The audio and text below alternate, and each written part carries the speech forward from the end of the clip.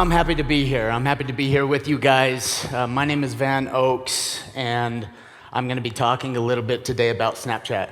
For those of you that are here, I know it's late. I know it's tiring. I added a little something into my presentation, a giveaway. I'm a big shoe freak, so I have every shoe in the game. So I'm going to be doing a little giveaway during the presentation. So I'm going to give away a pair of Yeezy Breads to whoever counts the right amount of Snapchat ghosts inside my presentation.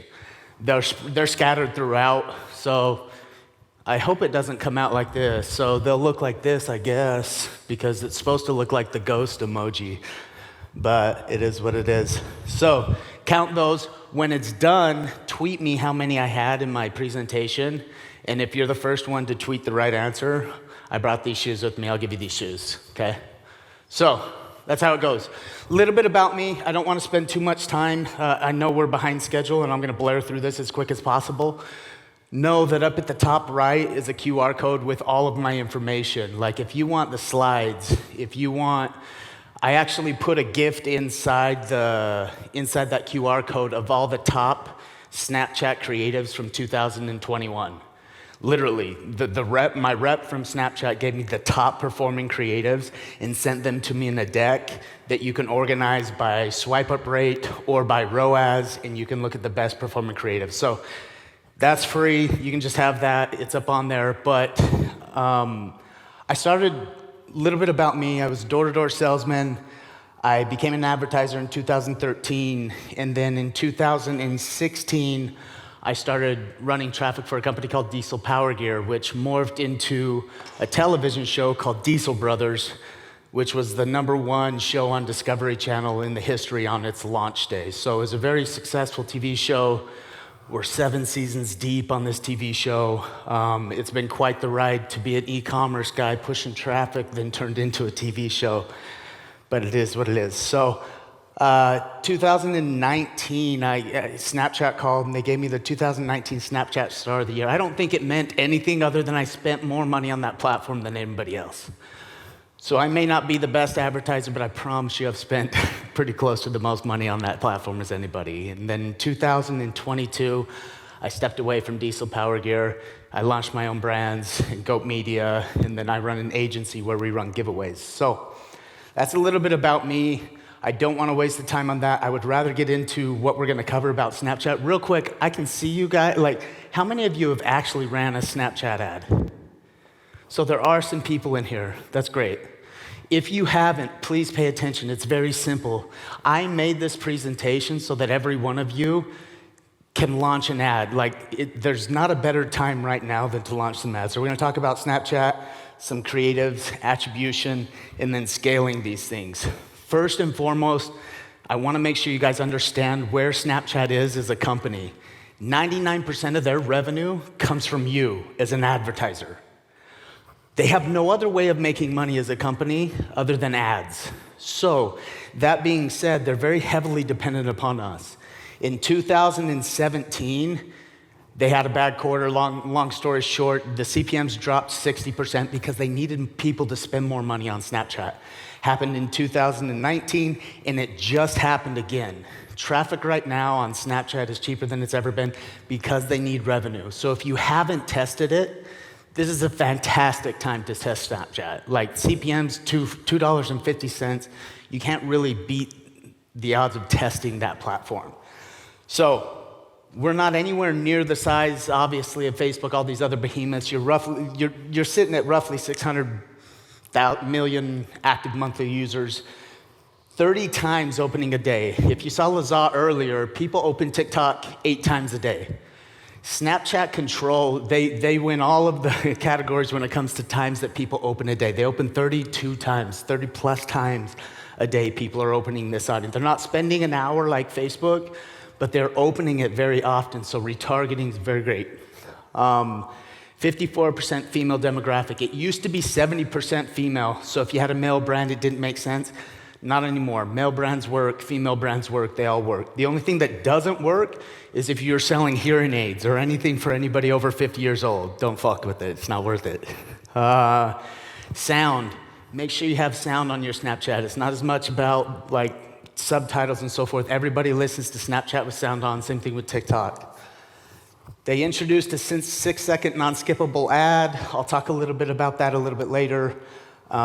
People who have never heard your brand 33% of them will open your Snap. Like, people are looking for brands on Snapchat, especially in this discovery feed. And then your biggest spenders, everybody thinks that Snapchat's a teenage platform. For some reason, it used to be when it launched. But the people that are spending money on Snapchat are your 30 to 34-year-olds. That's your biggest spenders. So if you have a brand or a product in that space, it's a great platform. So once again, we talked about this earlier. You have $11, $10, $9, $3, $2.50 CPMs. You can't afford not to test that. Even if it's small budget retargeting, you can set this up very easily. You don't need to hire an agency. You don't need to hire my agency. I really think you can do this, and I'm going to show you how we test and then how we launch our scale campaigns, and it's all right here. So real quick, the different types that we have here, you have a single ad. This is the most of my budget will go for these Snap ads. They're served in between your friends' ads and then your other friends' ads. You'll get hit with a Snap ad. So UGC is working best. Influencers pay for themselves on this platform, I promise you. CV, like, your cost per swipe up will be roughly 3 times cheaper if you can get an influencer involved.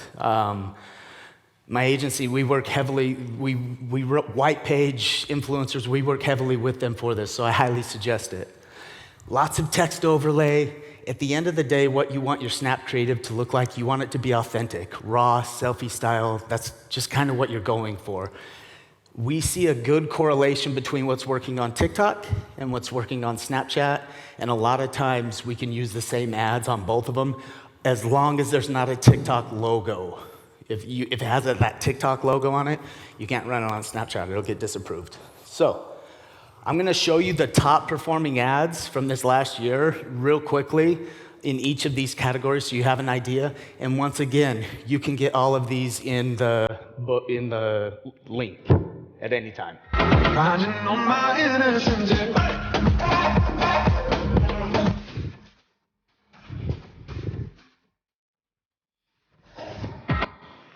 So that's one of my clients.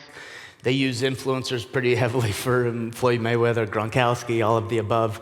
That was their top performing ad, but there's a lot of jump cuts. You want to keep people's attention. There's a lot of text overlay, and you want to keep it under 10 seconds.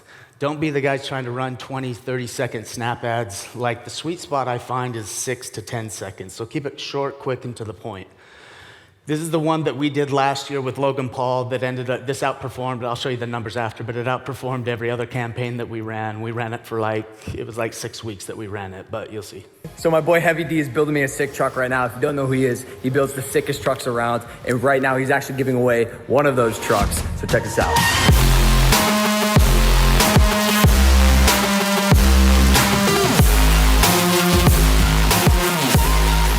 Yeah. You gotta get entered right now. Go to dieselpowergear.com or swipe up. Swipe up. Swipe up. We could be truck buddies.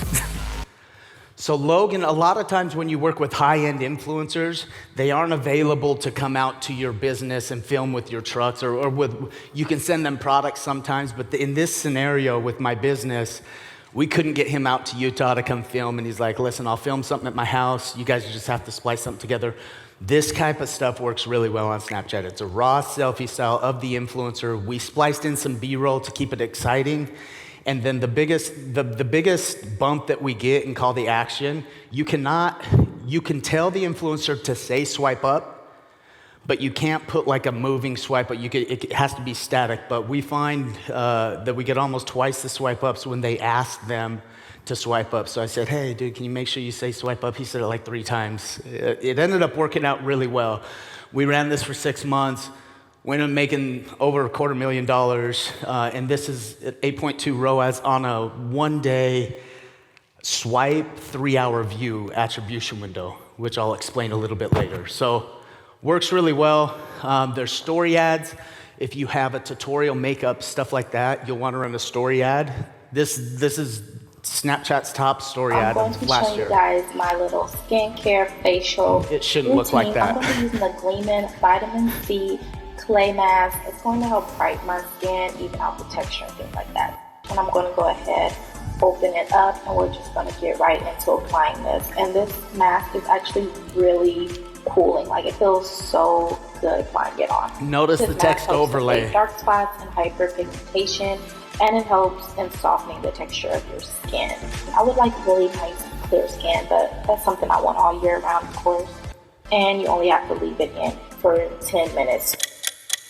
After 10 minutes, it does dry and get harder, and now I'm going to go ahead and rinse it off with cool water, pat my face dry, and you guys, the results are so good. My skin just looks rejuvenated. So if you have never heard of Gleeman, go ahead, check out their product, because it's going to leave your skin looking amazing. Anyways, it shouldn't have been stretched like that, but it is for whatever reason. That's Gleeman. Shout out, those guys crushed it last year. So you have collection ads. We talked about that. This is the same thing. You're just going to take your best performing ads. You're going to put collections at the bottom. I'm not going to go through these because we don't have that much time. Commercial ads are non-skippable ads. I've never scaled this for a good amount of money, but it is great for brand awareness, because there's one thing about non-skippable ads. There's 30 million users that are using Snapchat for games. And you can do 6-second non-skippable ads, and they'll watch it all because they got to keep playing their game. So it's a good placement for it there. So, most important thing that I want to talk about before we run out of time is attribution on Snapchat. If you fuck this up, you will lose a lot of money. There's a lot of reasons that people quit using Snapchat, and it's just because they didn't understand how real attribution works. Obviously, we have third-party trackers. You know, you've got Hyros, you've got Triple Well. Northbeam seems to be my favorite, but still, they're not all perfect. So if you have a third-party tracker, use that. If not, if you're going to use something inside of Snapchat, we spent $100,000 to figure out what attribution window to use. And this is what I'm going to talk about right now. The average one, when you get into Snapchat, it's a 28-day, 7-day view. And it's just going to over-report a ton of shit. So here's a case study that we did. We spent $100,000 on this, and at that view, they were getting a 48 ROAS. Sounds fucking amazing, right? Turns out, when you go to last click, which is they saw the ad, and then they actually bought right there, it was only 2 ROAS, not quite as good. So we dove in and we tried to figure out what is the best attribution window to use on Snapchat where it's actually the closest without using a third-party tracker. Skip over this. And this is where all the purchases came. We decided that after looking at all the conversions and everything, that the best one that we were going to use for this company in particular, this case study that we did, was the 1-day, 3-hour view. And it was the closest to actual true attribution. So if you're going to use Snapchat's platform, I highly suggest maybe a 6-hour at the most, but 3 hours seems to be what's working best. All this is messed up, but... So lastly, before I leave, I'm going to talk about how we test our creative campaign structure. It's super simple. And then how we scale our campaign structure. So first, everybody talks about 50 conversions. Snapchat recommends 50 conversions. I think that 30 conversions is plenty. When I've tested these back and forth, 30 conversion gives me enough data to test a creative. So we first creative test, we launched an open with auto bid. And then we do a story collection and a snap ad, and we launch them all, and we run it until we get 30 conversions. And then we'll take the top 3 from there, and these are the KPIs that I actually measured on. Note that if you have a $250 AOV, these numbers are obviously going to be a little bit different. On average, in my agency, of all of the customers that we were using, we had an average AOV of 60, so that's what these numbers are based on. But roughly anything over a 0.5% swipe up rate, cost per swipe up, if it's under 30, it's good, 30 cents, cost per add to cart, and then return on ad spend. Those are typically the key metrics that I look at when I'm picking out creatives. And then I'll take those top 3 creatives and I'll launch them into a hero campaign. It's this simple. I wish there was something, I was teaching you more tactics that you probably knew, but this is actually what's working. And 6 months ago, target cost bids were working the best, to where I was doing 3 times CPA, and that's what we were scaling with. As of 2 months ago, they updated their pixel. Auto bid is working the best. So very simple for everybody to use. You just get in conversions. I usually do a lookalike of a balance, an open for the male and female open, stack, swipers, and that's really how I do it. Now, how do I find what interests do I want to target? It'll literally tell you what interests right here. When you go back to your creative test and you go look at the insights on it, at the bottom it's gonna have the top interests of the people that actually swiped that liked your product. I'll grab that and I'll literally take the top 3 and I'll launch them into an interest stat campaign as an ad set, and I'll scale that. So pretty simple. And then I make a swipers, which is just an engagement audience that you do at the end. So lastly, there's two more things that I want to mention before I go. One of them's a very key, not hack, not secret, I hate those words, but it is something that we're using that most people don't know about. And then this update, that multi-format ad placements just launched about 4 months ago. You used to have to launch a story campaign separately, then a snap campaign, and it was a pain in the ass. They've got them all together now.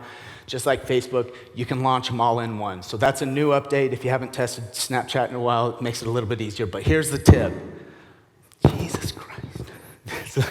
The tip is, so as of, every one of us is struggling with iOS 14. I think it's pretty well known what happened with iOS 14, but as of 3 years ago, when the GDPR stuff started, we started to shift a little bit of our budget over into owned audiences. Instead of relying on Facebook and Instagram and Snapchat, TikTok, we wanted to own our audience, but we list heavily on, obviously email, but in the United States, we use SMS heavily. So if you have traffic in the United States, please grow your SMS list. This is owned audiences, and I guarantee if you're running traffic there, it's gonna be your best return on spend. You've got a 98% open rate with SMS marketing. And the number, so we decided we shifted all our budget to that. Well, we shifted half the budget to growing our list. We grew our SMS list to 850,000 people in 1 year. And the primary way that we did that was Snapchat. There's an engagement objective, and then if you go to text, and then down there at the bottom, you can put your attentive code or whatever your short code is, or a phone number, whatever it may be, in there so that when somebody sees this ad and they swipe up, it auto-populates their native SMS feed, and it says, yes, I want 20% off, and they press send, so they swipe up and press send, and that's all they have to do, and they're legally TCPA compliant, opted into your text list. Use this for your business. It's very cheap. At the time that we started this, we were getting phone numbers for 20 cents. Now it's close to $1, $1.50, but I did a case study last year where we found that phone numbers in the United States to a direct-to-consumer brand are worth $15 over time. So if you can acquire a phone number for $1, I highly suggest you do it if you're running traffic there. So that's my one tip. That's all I got for you guys. Sorry I blared through this. I apologize. We're way behind schedule, and I'm just trying to keep up. But if you have questions or if you need anything, hit me up, DM me, whatever. I can answer any of the questions you have. And then let me know on Twitter how many ghosts there were, and I'll give you a pair of shoes.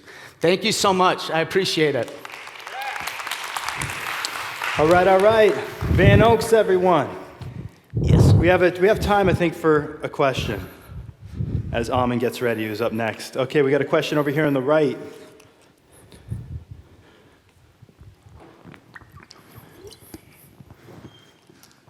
Hello, thank you Hello. for your presentation. Recently, I made an engagement campaign that has an attachment for phone calls, not text. Yes. But I couldn't track or measure how many calls I received from that campaign. Snapchat don't have this metric. So is there any tool, third-party tool, to metric or to measure? That's a great question. Yeah. There's not. Yes. It's a great question because there isn't, and the only thing that you can measure is a swipe up. Yes. Is did they swipe up? And assuming they swiped up, they're gonna call, right? But still, Snapchat sometimes over-reports. So when we do the text one, for example, and they swipe up to text, it has a specific code that says Snapchat 20. So we measure success rate through the code that was actually generated through SMS. But you're right, they don't have a metric that actually tells you if they called. They only tell you if they swiped up. So not that I'm aware of. Another Sorry. question about the text SMS. When the user texts me, are they charged with an amount of money for the SMS or? Standard rates apply. Yeah, whatever. so like in the they are United States, charged. in the United States, for example, you don't pay for text. Like it's just all included. But whatever your standard SMS rates, they apply because once they swipe up from Snapchat, it takes them from Snapchat to their native SMS, whatever it may be. If iMessage, if it's an iPhone, and all they have to do is press send. But it is a text at that point. Okay, thank Yeah. you. You're welcome. All right, everybody, put your hands together. Van Oaks. Thank you. Okay, we got 4 more presentations to go.